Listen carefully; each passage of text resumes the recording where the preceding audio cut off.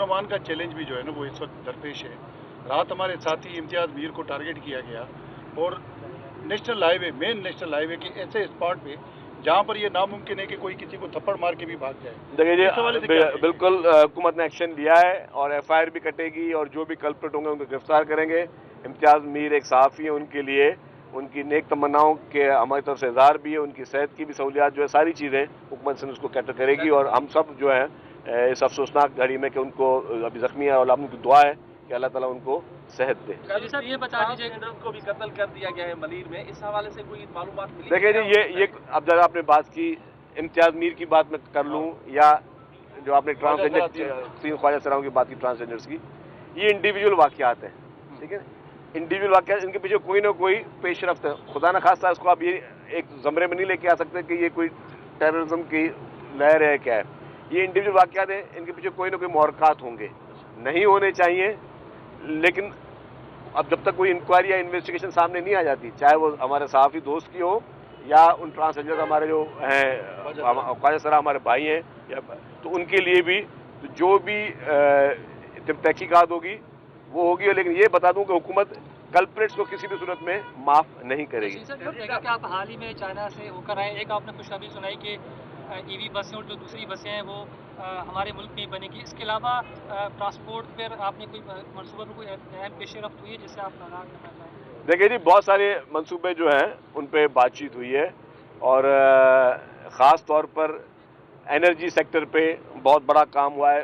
Minister Nasir Shah साहब भी साथ थे वफ्द में, तो एनर्जी सेक्टर पे, एग्रीकल्चर सेक्टर में, बहुत सारे सेक्टर्स पे पाकिस्तान और चाइना मिलकर काम करना चाहते हैं। एनर्जी एक बहुत बड़ा एवेन्यू है। सॉलिड वेस्ट मैनेजमेंट पे बहुत सारी इनिशिएटिव लिए गए, तो बहुत ज़्यादा मैं समझता हूँ कि एक संजीदा नौयत का और बहुत ही कामयाब दौरा प्रेसिडेंट नासिर जरदारी साहब का। चूँकि वफाक में मुस्लिम लीग नून आपकी एक इत्तेहादी जमात है, दोनों जमातों की मुश्तरका हुकूमत है, लेकिन पंजाब में एक मुहिम चल रही है खासतौर पे सिंध के खिलाफ। रजी दादा नामी एक सहाफ़ी है जिसको लेकर बाकायदा ट्विटर पर स्टेट पे चलाया गया, आपका एक बयान भी आया था उस पर। लेकिन ये क्या है, और उसमें भी पीपल्स पार्टी और सिंध के खासतौर पर कुछ लोगों को निशाना बनाया जा रहा है पंजाब की जानिब से, सरपस्ती की जा रही है। पीपल्स पार्टी के खिलाफ भी एक मुहिम चल रही है, क्या कहेंगे आप? देखिए जी, नहीं होना चाहिए था। मैंने तो ज़रा मैं यहाँ पे नहीं था, मैं शायद भरपूर इज़हार करता, लेकिन मैंने वहाँ से सोशल मीडिया के ज़रिए अपना पैगाम दिया था कि उस शख्स ने गलत ज़ुबान इस्तेमाल की, चाहे वो सहाफ़ी हो या कोई भी हो। गलत ज़बान इस्तेमाल करना किसी का हक नहीं है। आपको किसी से कोई एतराज़ हो सकते हैं, आप उसकी पॉलिसियों पर एतराज़ कर सकते हैं, लेकिन आप पूरी कम्युनिटी को इस तरह उसकी तस्लील करें, उसके बाद ठीक है स्टैंडिंग कमेटी में हो, लेकिन उसके बाद जिस तरीके से ऑफिशियली गवर्नमेंट की जानिब से और जमात की जानिब से जो ट्रेंड चलाए गए, मैं समझता हूँ अफसोसनाक वाक़या था। मेरे ख्याल से वो अफसोसनाक वाक़या था। इस वक्त फोकस क्या होना चाहिए? इस वक्त फोकस ये नहीं होना चाहिए कि हम एक दूसरे को गालम गलौज करें। फोकस ये होना चाहिए कि इस वक्त जो सैलाब मुतासरीन है उनकी मदद किस तरह की जाए। पंजाब में इस वक्त सैलाब मुतासरीन जिनके लिए पाकिस्तान पीपल्स पार्टी और चेयरमैन बिलावल भुट्टो जरदारी साहब ने एक खुल के एक अपील की है कि आप इंटरनेशनल कम्युनिटी को इन्वॉल्व करो। ये बहुत बड़ी कैटास्ट्रॉफी है। लोग वहाँ पे इस वक्त गंदम के लिए, रोटी के लिए परेशान हैं, लोगों की फसलें तबाह हो गई हैं। आप बेनज़ीर इनकम सपोर्ट प्रोग्राम के ज़रिए लोगों की इमदाद करें, लोगों को आप सहूलत पहुँचाएँ, क्योंकि वो है ही गरीब लोगों के लिए। हुकूमत ये कर रही है। देखिए जी, प्रेसिडेंट नासिर जरदारी साहब ने हमेशा वो बात की जिससे पाकिस्तान को फ़ायदा हो।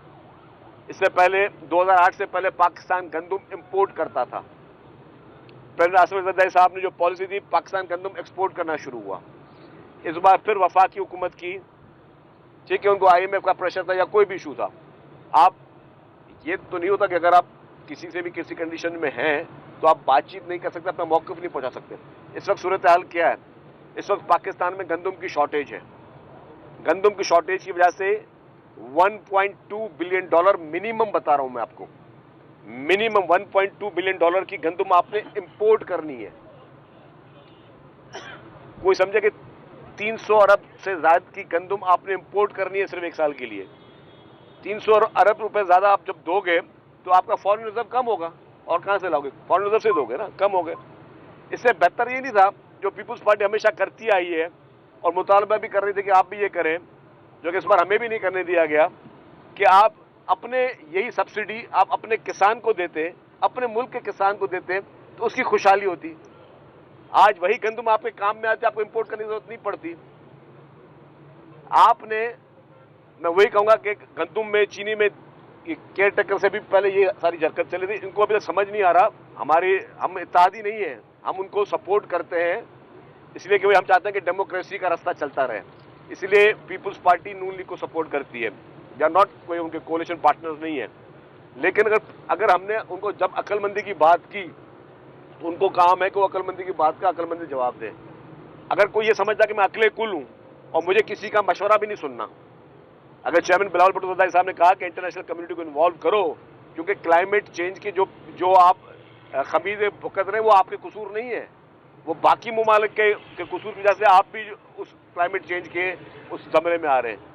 तो जब प्रेसिडेंट साहब ने आपको कहा था कि भाई गंदम में आप सपोर्ट प्राइस दो किसान को, किसान ने गंदम लगाई नहीं, कम लगाई। पंजाब के पास उस वक्त गंदम की बहुत बुरी हाशर है।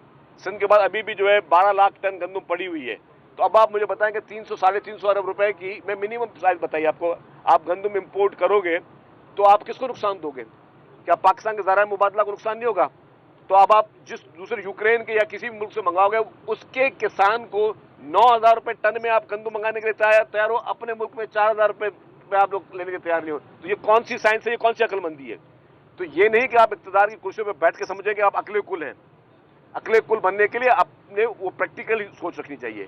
ये मुल्क एक ज़राई मुल्क है, इसमें आपने किसानों को उसको सपोर्ट करनी है। आप अगर अपनी ज़राअत को तबाह करके दूसरे की ज़राअत को आप इम्पोर्ट कर रहे हो चीज़ें, ये कौन सी अक्लमंदी है? तो ये मैं समझता हूँ कि हमारे यही बुनियादी चीज़ें जो हम हमेशा वफाकी हुकूमत को समझाते हुए आए कि खुदारा बराए मेहरबानी आप अकल के नाखुन ने ऐसी पॉलिसी ना करिए। नहीं कि जी कि आपकी हुकूमत है, आपकी मर्जी, आपकी हुकूमत है, ज़रूर है, तो आपकी हुकूमत में आपने फैसले वो करने जिसमें अवाम की बेहतरी हो, जिसमें अवाम की मर्जी हो। कि अपना किसान जो है वो इस वक्त वो बेचारा परेशानी हाल में, अब आप दूसरे मुल्कों के किसानों से महंगी गंदम खरीदोगे, ये कौन सा अक्लमंदी की बात है? ये मुझे वफाक का कोई भी नुमाइंदा आगे बता दे। चलिए साहब, बिलावल भुट्टो ने बड़ा अच्छा काम किया है कि बिन अक़वामी मदद की जाए सैलाब मुतासिर के हवाले से, लेकिन पंजाब की सूबाई वज़ीर है उस्मा बुखारी वो तंज़ अंदाज में कहती है कि सिंध में तो सैलाब आया ही नहीं, हमें प्रेशराइज किया जा रहा है कि आलमी मदद की जाए। ये तंज़ बातें क्यों कर रही है सर? देखिए जी, मैं उनको जवाब नहीं देना चाहता, मैं नहीं समझता कि वो उनको कोई जवाब दिया जा सकता है। बात यह कि इस वक्त अगर कोई फैक्ट फाइंडिंग रिपोर्ट बने पंजाब के सैलाबों की ना, तो पता चल जाएगा कि पंजाब में इससे कम तबाही हो सकती थी, जो कि अगेन ना तजुर्बेकारी की वजह से तबाही का जो दायरा है वो वसी हो गया। अगर अच्छी प्लानिंग करते तो आप बेहतर करते। सिंध में अच्छी प्लानिंग की, सिंध में इरिगेशन डिपार्टमेंट ने अच्छी प्लानिंग की। आपने देखा चीफ मिनिस्टर साहब खुद मॉनिटरिंग कर रहे थे, मॉनिटरिंग सेल्स बने, गवर्नमेंट की एक नुमाइंदा वो मौजूद, आज भी मॉनिटरिंग सेल वो कायम है। तो अल्हम्दुलिल्लाह बचत की गई। मैं ये नहीं बोला कि 100% बचत हो सकती थी, मैं भी कोई गलत बात नहीं करूँगा। पंजाब में ज़्यादा पानी ज़्यादा आया था, लेकिन बेहतर प्लानिंग से और अगर इरिगेशन को लीड दी जाती तो जो है सब बेहतर हो सकती थी। Thank you very much.